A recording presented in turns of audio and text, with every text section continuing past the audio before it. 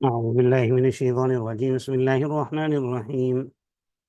وما خلقنا السماوات والأرض وما بينهما لاعبين ما خلقناهما إلا بالحق ولكن أكثرهم لا يعلمون. إن يوم الفصل ميقاتهم أجمعين يوم لا يغني مولى عن مولى شيئا ولا هم ينصرون إلا من رحم الله إنه هو العزيز الرحيم. صدق الله العظيم. السلام علیکم۔ اللہ تبارک و تعالیٰ فرما رہے ہیں کہ ہم نے آسمان اور زمین اور جو کچھ ان کے درمیان ہے اسے لاعبین کھیلنے کودنے والوں کے لیے پیدا نہیں کیا ہم نے۔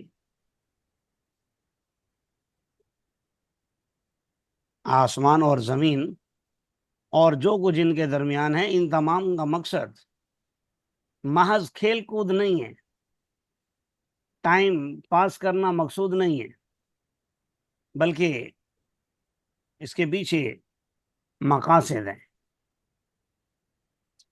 انسانیت کا سبق ہے، خلیفہ ہونا ہے، اور اللہ تبارک و تعالیٰ کی عبادت ہے۔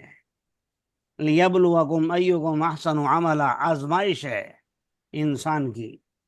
بہت سے مقاصد ہیں، ہم نے ان کو محض کھیل کود کے لیے پیدا نہیں کیا۔ اور وما خلقناہما الا بالحق، اور ہم نے ان کو پیدا نہیں کیا مگر حق کے ساتھ، یعنی اس کے پیدائش میں بھی حق کے ساتھ ہم نے پیدا کیا، با مقصد۔ حق سے مراد آپ یوں سمجھ لیں، با مقصد، کسی مقصد سے پیدا کیا ہے۔ وَلَٰكِنَّ أَكْثَرَهُمْ لَا يَعْلَمُونَ، لیکن اکثر لوگ جانتے بھی نہیں ہیں اور جاننے کی کوشش بھی نہیں کرتے۔ وہ یہ سمجھتے ہیں کہ بس یہ زندگی چند دن کا تماشا ہے اور زمانہ ہی سب کچھ ہے جو انسان کو موت کی گھاٹ بھی اتارتا ہے اور زندگی بھی دیتا ہے، تو آخرت کا انکار کر بیٹھتے ہیں۔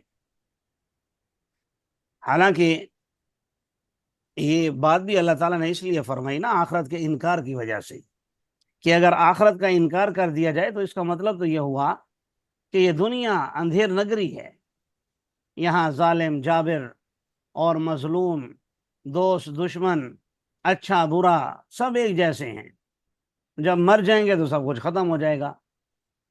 تو ایسا نہیں ہے، یہ اس زمانے کے بلکہ آج کے بھی کافروں کا یہ نظریہ تھا کہ بھئی وقت ہی سب کچھ ہے، وقت ہی ہمیں، زمانہ ہی ہمیں زندگی دیتا ہے اور موت دیتا ہے، اور کوئی ہنستا ہے کوئی روتا ہے، کوئی خوشی مناتا ہے کوئی غمی مناتا ہے، تو یہ حالات کے ساتھ ساتھ ہے، یہ ان کی سوچ تھی۔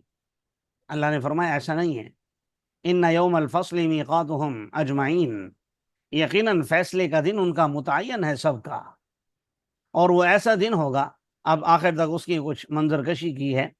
یوم لا یغنی مولا عن مولا شیئا، جس دن کوئی دوست کسی دوست کے کام نہیں آ سکے گا کچھ بھی۔ دنیا میں تو انسان مشکل میں اپنے کسی عزیز و اقارب سے، یار دوست سے مدد حاصل کر لیتا ہے اور بچا جاتا ہے۔ فرمایا قیامت کے دن ایسا نہیں ہوگا، کوئی کسی کے کام نہیں آئے گا، وَلَا هُمْ يُنصَرُونَ، اور نہ ہی وہ مدد کیے جائیں گے، إِلَّا مَن رَحِمَ اللَّهُ، مگر وہ جس پر اللہ رحم کرے۔ اللہ ہم سب پر رحم فرمائے، کیونکہ انہ هو العزیز الرحیم، وہ ہے ہی زبردست رحم کرنے والا۔ ان شجرۃ الزقوم، یقیناً زقوم کا درخت گناہ گار کا کھانا ہے۔ زقوم کے درخت کے حوالے سے میں سورۃ الصافات میں تفصیلات عرض کر چکا ہوں کہ رسول اللہ صلی اللہ علیہ وسلم کا وہ اس بات پر بھی مذاق اڑاتے تھے کہ آپ کہتے ہیں کہ جہنم میں آگ ہوگی، پھر آپ کہتے ہیں وہاں درخت بھی ہوں گے، تو بھائی جہاں درخت ہوں، آگ ہو، وہاں درخت کیسے لگ سکتا ہے؟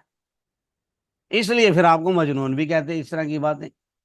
لیکن ان کو یہ سمجھ نہیں آتا کہ بھئی اللہ تبارک و تعالیٰ تو قادر ہے اس بات پر، جو اتنے بڑے آسمان کو بغیر ستونوں کے کھڑا کر سکتا ہے، جو اتنی بڑی زمین کو چند پہاڑوں سے، وہ بھی ہمیں صرف دکھانے کے لیے، ساکت کر سکتا ہے، جو مٹی سے آدم علیہ الصلوۃ والسلام کا وجود بنا سکتا ہے، جو پانی کے ایک غلیظ قطرے سے انسان کو بنا سکتا ہے، تو اس کے لیے کیا مشکل ہے آگ میں درخت پیدا کرنا۔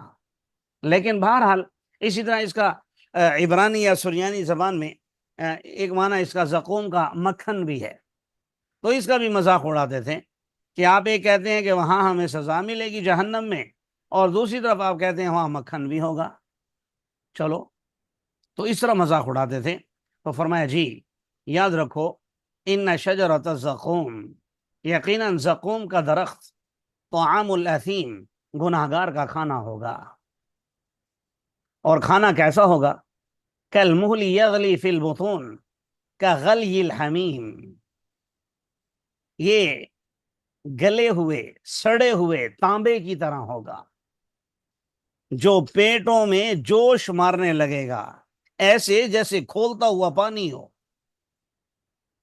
ادھر سے تو یہ معاملات چل رہے ہیں، اب آپ کھانا کھا رہے ہیں، آپ کے ساتھ کوئی مسئلہ بن جائے، فوراً سب ہمدردی کرتے ہیں، کوئی نوالا اڑ گیا یا کچھ بھی ایسا، آپ کو کھانسی آ گئی، کچھ مسئلہ بن گیا، تو کیا کہتے ہیں؟ سبھی پانی دو، اس کو خیال کرو، یہ کرو وہ کرو۔ یہاں تو یہ ہوتا ہے، وہاں ایک تو کھانے کے لیے زقوم کا درخت اور کھولتا ہوا پانی، اور پھر ایسے حالات میں اعلان ہوگا پکڑو اسے، خذوہ، پکڑ لو اسے، چھوڑنا نہیں ہے، فاعتلوہ الی سواء الجحیم، اور اسے جہنم کے بیچوں بیچ لے جاؤ۔ وہاں لے جا کر کیا کرو؟ آرام سے لٹا دو؟ نہیں، ثم صبوا فوق رأسہ من عذاب الحمیم، پھر اس کے سر کے اوپر کھولتے ہوئے پانی کا عذاب انڈیل دو، پھر اس کے سر پر انڈیل دو کھولتا ہوا پانی۔ اب کھانا بھی ایسا جس نے اندر ادھم مچایا ہوا ہے، کھولتے ہوئے پانی کی طرح، اور یہاں تک آتا ہے کہ جب کھانا کھائیں گے تو انتڑیاں تک باہر آ جائیں گی، ایسا کھانا ہوگا، اور اوپر سے کھولتا ہوا پانی۔ پھر اللہ تبارک و تعالیٰ فرمائیں گے ذق، اب چکھو، انک انت العزیز الکریم، یقیناً تم دنیا میں بڑے باعزت بنا پھرتے تھے۔ انک، اللہ تعالیٰ ہم سب کی حفاظت فرمائے۔ بڑی خطرناک باتیں ہیں یہ، ہم میں سے ہر ایک اپنے آپ کو ظاہر عزت دار سمجھتا ہے، اور ہر ایک یہ چاہتا ہے کہ میں عزت دار ہوں، لوگ میری عزت کریں اور مجھے بڑا سمجھیں، میرا ایک مقام اور منصب ہو، میری واہ واہ ہو، اور میں جہاں جاؤں تو لوگ کھڑے ہو جائیں، مجھے بیٹھنے کے لیے کوئی اونچی جگہ دیں کہ یہاں بیٹھو۔ اللہ کیا فرما رہے ہیں؟ ذق، اب چکھو، انک انت العزیز الکریم، یقیناً تم دنیا میں بڑے عزت دار بنے پھرتے تھے۔ قیامت تو نام ہی اسی چیز کا ہے نا، اذا وقعت الواقعہ لیس لوقعتها کاذبہ خافضۃ الرافعہ، بہت سے عزت داروں کو ذلیل کر دینے والی اور بہت سے ذلیل لوگوں کو عزت دار بنا دینے والی۔ دنیا میں لوگ جو کمتر سمجھے جاتے تھے، اللہ تبارک و تعالیٰ کے ہاں وہ عزت دار تھے، اور جو دنیا کے لوگ نظر میں عزت دار سمجھے جاتے تھے، اللہ تبارک و تعالیٰ کے ہاں وہ ذلیل و رسوا ہوں گے۔ اس لیے میں اکثر ایک شعر آپ کے سامنے پڑھتا رہتا ہوں کہ لوگ مجھے سمجھیں محروم وقار و تمکین، مگر وہ نہ سمجھے کہ میری محفل کے قابل نہ رہا۔ ہم دنیا کی نظر میں اچھا بننے کے بجائے اللہ کی نظر میں اچھے بن جائیں، کیونکہ دنیا کیسی ہے آپ کے سامنے ہے۔ یہی انسان تھے جنہوں نے ابراہیم علیہ الصلوۃ والسلام کو، آپ نے پڑھا ہے، آگ جلتی ہوئی آگ میں پھینک دیا تھا۔ وَشَرَوْهُ بِثَمَنٍ، وہ آپ نے پڑھا ہے حضرت یوسف علیہ الصلوۃ والسلام کو کم قیمت سمجھ کے بیچ دیا تھا۔ یہی لوگ تھے جنہوں نے طائف میں حضرت محمد عربی صلی اللہ علیہ وسلم کو پتھر مارے۔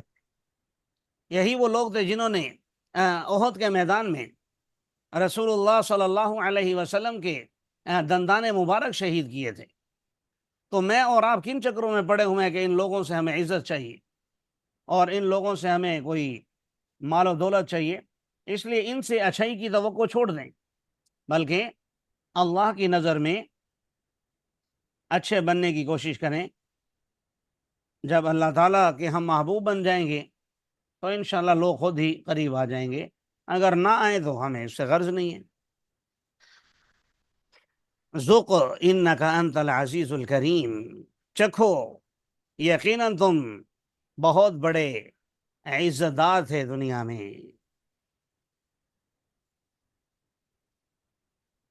إِنَّ هَذَا مَا كُنْتُمْ بِهِ تَمْتَرُونَ، یقیناً یہ وہ چیز ہے جس کے بارے میں تم لوگ شک کیا کرتے تھے۔ یہ تو حالت ہوگی اہل جہنم کی۔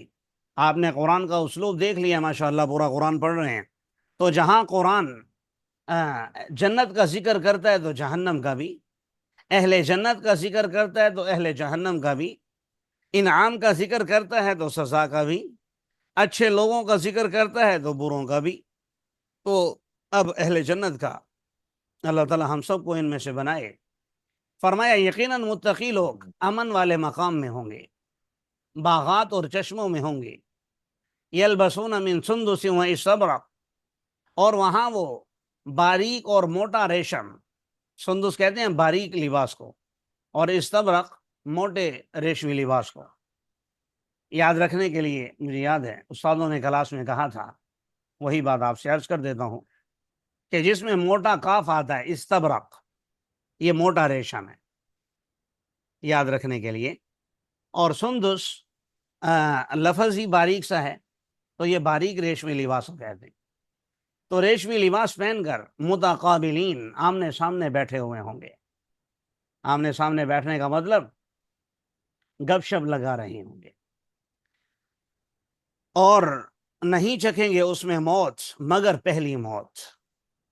اچھا، کذالک وزوجناہم بحور عین، اسی طرح ہم ان کا نکاح کرا دیں گے بڑی بڑی آنکھوں والی حوروں سے، اور اس میں وہ دیے جائیں گے، طلب کریں گے ہر قسم کے میوہ جات امن و امان کی حالت میں، نہیں چکھیں گے اس میں موت مگر پہلی موت۔ ووقاہم عذاب الجحیم، اور سب سے بڑی بات یہ ہے کہ اللہ ان کو اپنے فضل سے جہنم کے عذاب سے بچا لے گا۔ فضلا من ربک، یہ آپ کے رب کا فضل ہے۔ ذالک هو الفوز العظیم، سمجھو تو یہ بہت بڑی کامیابی ہے۔ فإنما یسرناہ بلسانک لعلہم یتذکرون، سوائے اس کے نہیں ہم نے اس قرآن کو آپ کی زبان پر آسان بنا دیا ہے، شاید کہ وہ لوگ نصیحت حاصل کریں۔ اگر نہیں کرتے فارتقب انہم مرتقبون، آپ انتظار کیجئے، یقیناً وہ لوگ بھی منتظر ہیں۔ اگرچہ مشرکین مکہ قیامت کا تو انکار کرتے تھے، قیامت ماننے کے لیے تیار نہیں تھے، لیکن انجانے طور پر تو اس کے منتظر تھے نا۔ اس کو میں سمجھانے کے لیے یوں کہتا ہوں کہ میرے اور آپ میں سے ظاہر ہے کوئی بھی اپنی موت کا انتظار نہیں کر رہا، لیکن لاشعوری طور پر تو کر رہے ہیں ہم انتظار۔ جب ٹائم آئے گا، چلو بھائی آ جائیے، آپ کا ٹائم ہو گیا ہے۔ تو کہنے کا مقصد یہ ہے کہ اسی طرح فارتقب انہم مرتقبون، یہ بھلے آپ کو جھٹلائیں، آپ کی رسالت کا انکار کریں، آپ کی تصدیق نہ کریں، قیامت کے بھی منکر ہو جائیں، لیکن جس دن قیامت قائم ہوگی تو ان پر ساری حقیقتیں کھل کر سامنے آ جائیں گی کہ بھائی تم غلطی پر تھے، اور محمد صلی اللہ علیہ وسلم اپنے دعوے میں سچے تھے، اور ان کی بات صحیح تھی۔ ایک دن اللہ کے سامنے جواب دہ آپ نے ہونا تھا۔